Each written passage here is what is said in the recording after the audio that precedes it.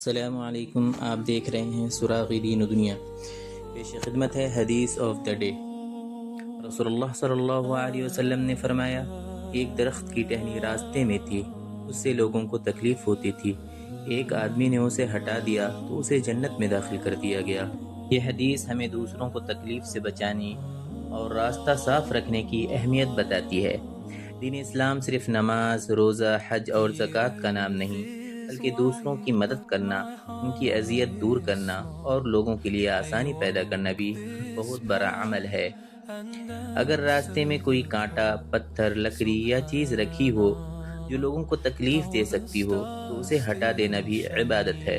अल्लाह ताला छोटे से छोटे नेक अमल को भी कदर की नज़र से देखता है। कभी कभी बज़ाहिर छोटा अमल भी अल्लाह के यहाँ बहुत बड़ा अजर बन जाता है, यहाँ तक कि जन्नत का सबब बन जाता है।